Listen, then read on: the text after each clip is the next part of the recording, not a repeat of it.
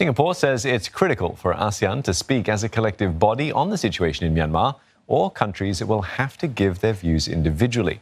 If that happens, the bloc will lose its credibility and relevance. The comments come after more than 2 hours of talks among the region's foreign ministers, who've held a special meeting of more than 2 hours to find a way out of the crisis. In a moment, how the Prime Minister and Foreign Minister view the situation. But first, our report on a wave of unrest that's showing no sign of easing. Tear gas billowing across Myanmar's largest city as thousands march on for another day. Demonstrators fleeing in panic as police shooting continues. Security forces are now adopting more aggressive tactics to stop the civil disobedience movement. But protesters remain defiant. Many are now trying to protect themselves with hard hats, clutching makeshift shields, and gathering behind barricades. In the northwestern Sagaing region, demonstrators continue to make their voices heard, despite authorities firing water cannon and tear gas to break up crowds. Similar scenes playing out in the southeastern city of Dawei, where protesters engage in standoffs and running battles with the police. Activists have also paid tribute to those killed on Sunday, when the nation witnessed its deadliest day of clashes since the military seized power a month ago. Crowds have gathered to march in their honor. At least 21 protesters have been killed since the turmoil began. Well, Leong Wai Kit has been speaking to Foreign Affairs Minister Vivian Balakrishnan after the ASEAN special meeting, and he joins us now. So, Wai Kit, can you just... you've got some strong words there from the minister. So basically, what else came out of that meeting? Well, Ottilie, that's right. And I've said before that the strong words used by Singapore were in the public domain. He used words such as appalled by the lethal violence. He also used words that describe the situation as a grave concern. But remember, all these words are said in public domain. Don't forget that this is a 2.5-hour informal session among ASEAN foreign affairs ministers. And this closed-off session will allow them to frankly and candidly express their views in the hope that things will move on.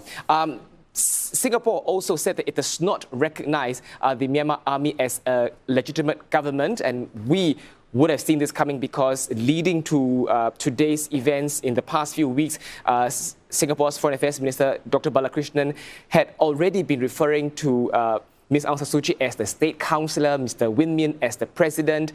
In fact, today he did not acknowledge Wana Maung Luin, who is the Army-appointed Foreign Affairs Minister, as that title. He referred to him as the Army representative. You're going to hear Dr. Balakrishnan in just a while, but let me contextualize what you'll be hearing. You will be hearing what he says about the Myanmar Army.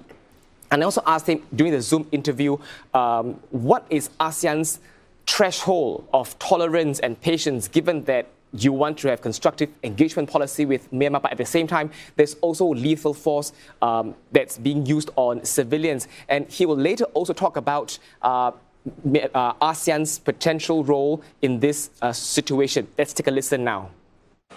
We have not recognized the military leaders as the government of Myanmar. We do recognize, however, that under the 2008 Constitution, it provides for a special role for the military as an institution in the body politic of Myanmar. I can't speak for every single country in ASEAN, but I would say that all of us have expressed, grave concern with the violence and the threat that this will descend into an abyss of violence. And frankly, we're appalled by the violence that has been inflicted so far. ASEAN can offer to I would say it's probably premature, but in the future, perhaps even to be a mediator, but premature at this stage. Certainly not with the political detention of the NLD leadership and, of course, of Daw Aung San Suu Kyi. But the fact that there is a regional organization that's able to have frank conversation, that is able to engage with the military leadership, is better than not having any communications.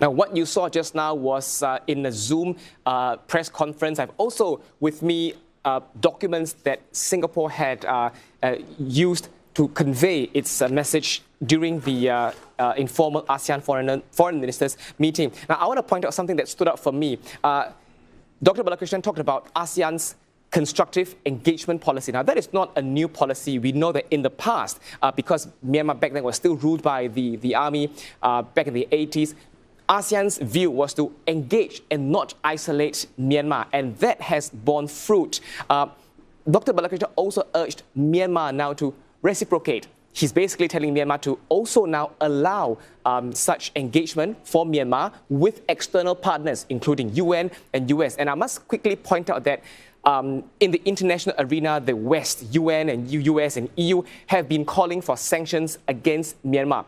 But in this part of the world, in ASEAN region, ASEAN's view, or at least Singapore and our Singapore Prime Minister's view, is that widespread sanctions is not going to do much. It's going to hurt people. So with this in context, it's also very important to understand why ASEAN wants, or rather, let me repeat that. It's also important to understand the context because it is ASEAN simply telling Myanmar to allow it to also talk with external partners, because at the end of the day, ASEAN would want to solve this problem because this is a regional issue.